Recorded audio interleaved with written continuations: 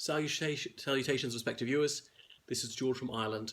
This video is about Trump's latest outburst, his threat of war against Iran. Well, it was almost midnight and he wrote in all caps. Neither of those are good signs. So almost out of the blue, he's threatened to go to war against the Islamic Republic of Iran again.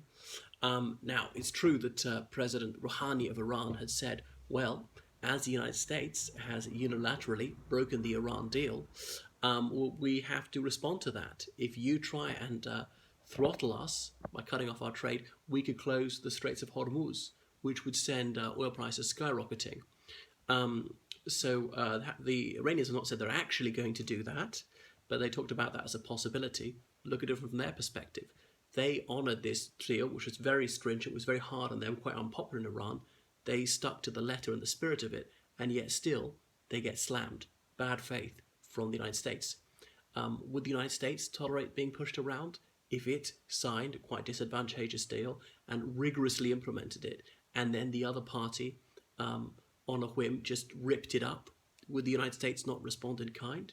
Of course the USA would. So then Trump saying, well, there could be war, and he's hinting at nuclear war. And it says that he won't take these ludicrous threats of violence and destruction from Iran. The pot calling the kettle black. There's threats of violence and death from the United States. President Trump, as usual, mouthing off in his typical bombastic fashion, is very juvenile yet again, proving once more that he's such a low IQ individual. And I can cast my mind back only a few months when, in a very similar tone, he was attempting to intimidate North Korea. But then only half a year later, it was all smiles.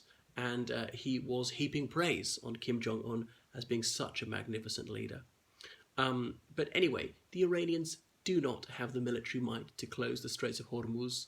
That's the stretch of water that connects the Gulf to the Arabian Sea, to the Indian Ocean, to all the sea lanes of the world. The Gulf, well, the Iranians call it the Persian Gulf, the Arabs call it the Arab Gulf. Some people choose a neutral term, just the Gulf. So let's remember how important Iran is for the United States, how incredibly helpful Iran is for the United States. Iran has done possibly more than any other country to defeat ISIS in Syria and to defeat ISIS in Iraq. They've got far more troops there than the Russians do. Okay, perhaps not so many planes. Iran's got over 70 million people, a fairly large military. Iran is also very against the Taliban. You may know within Islam there are two major denominations. The larger one is the Sunni, about 80% of Muslims are Sunni, and most of the rest are Shia, and Iran is the largest Shia country in the world. The Taliban is a Sunni organization in Afghanistan. I'm not saying that most Sunnis support it, but the Taliban are certainly viciously anti-Shia. So Iran is backing up the Shia minority in Afghanistan. So Iran has set its face like flint against the Taliban. So there Iran is actually doing America's work for America. And so the defeat of ISIS is to a very large extent down to Iran. The Iranian Revolutionary Guards are there in Syria battling ISIS. Were it not for the Iranians, ISIS would have taken over Syria by now and possibly Iraq too. Trump, he fulminates against radical Islamic extremism, and then he literally embraces the absolute monarch of the most radically Islamic extremist country in the world, Saudi Arabia, selling weapons to them willy-nilly. Whereas Iran is freer than Saudi Arabia. Iran's got greater women's rights than Saudi and has done for decades. Women have been allowed to drive in Iran for a long time. Women are allowed to vote. They've got multi-party elections. It's true that candidates who are too liberal are banned from standing, but it still definitely wins the beauty contest vis-a-vis Saudi Arabia. So yes, there are many severe problems in Iran. I couldn't call it a free country, but it's much prettier than Saudi Arabia, whom Trump praises to the moon, one of the most oppressive countries in the world. Look on the list of the world's worst dictators, and Saudi Arabia's right up there. They do have regular changes of leadership in Iran, fairly free elections, none of which can be said for Saudi Arabia or North Korea or these other countries where Trump is deeply impressed with these despots towards whom he feels such affection. So the US has got limited freedom of action with regard to Iran. It's true that Israel, who really owned Trump, if anyone does, is very anti-Iranian, very worried about Iranian military build-up. That's why Trump, in his behind-doors deal with Putin, presumably said, the Iranians pull out of Syria, and in return I give you a free hand against the anti-Assad rebels in Syria.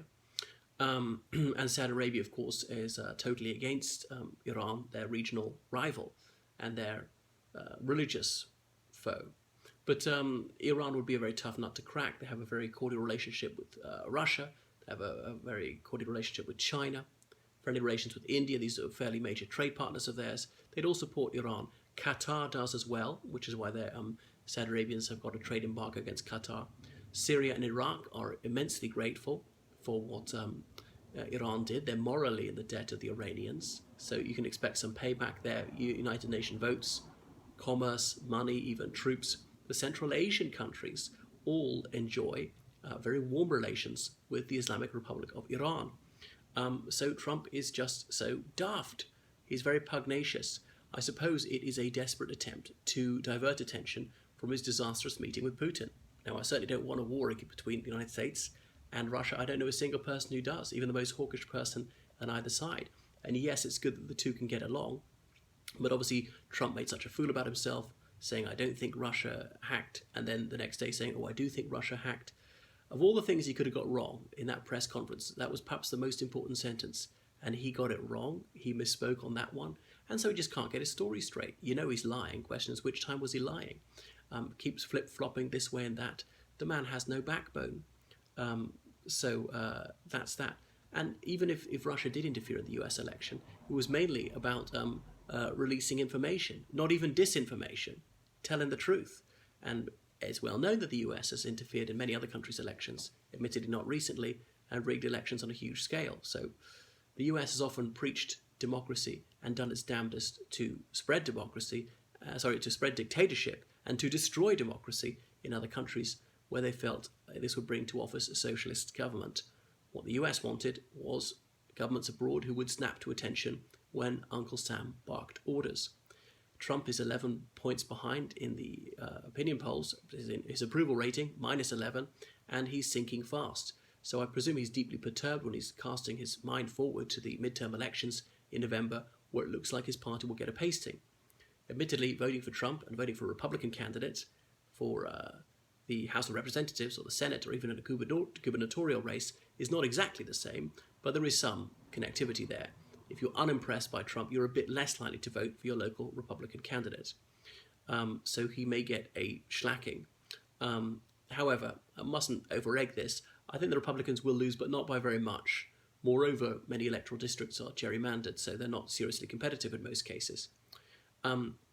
So this is out of Trump's playbook. When Obama was president, and before Trump had declared his intention to be president, he said, oh, well, Obama's seeking re-election. I tell you what he'll do. He'll start a war against Iran, which Obama didn't do.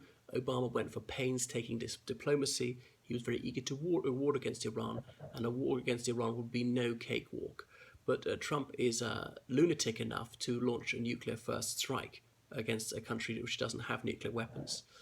But I suppose what Trump is worried about is the Iranians driving up oil prices. As they're an oil exporter, it would suit the Iranians just fine. Suit some other countries too. You can guess which. But if Americans are hurt at the pumps, they will obviously protest at the polls.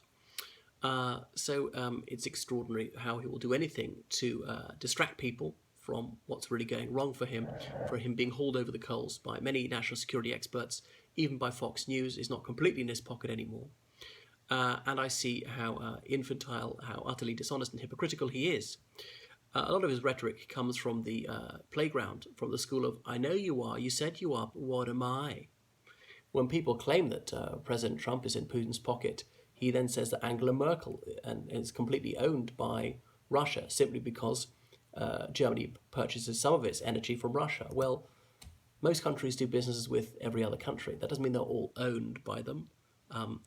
If the Russians purchase, let's say, cars from Germany, does that mean they're owned by Germany?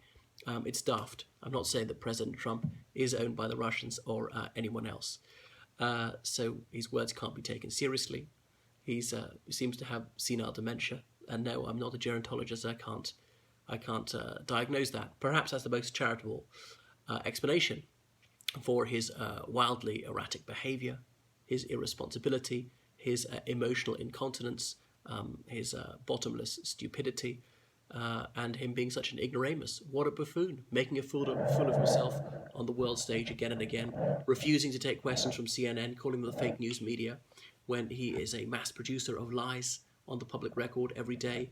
And Sarah Huckabee Sanders, when she has to lie for him, often she's blinking, she's avoiding eye contact, she's rubbing her nose vigorously. These are all the tales, all the giveaway signs of lying. You may know the story of Pinocchio. There's a grain of truth in this story. When people are embarrassed lying, more blood flows to the nose, it swells by a millimetre, and they rub the nose vigorously. They touch the mouth, almost as though to wipe away the lie. Well, that's Trump. Look out for his blink rating. So unfortunately, we may be stuck with him for some years yet. I really hope there isn't a war against Iran. None of the NATO allies would go to war against Iran. Perhaps Saudi Arabia and Israel would win. But if it did come to a ground war, it would not go well for the United States. Iran is not enfeebled like Iraq was in 2003. 3 times the territory of Iraq, 3 times the population, with very friendly relations with most of her neighbours, and fairly well-equipped military. So they will be able to inflict very heavy casualties on the United States. So I think the United States should reflect on just how badly wrong this could go. You know, an air war, they could win that. That wouldn't necessarily bring the Iranians to their knees. This would not be easy.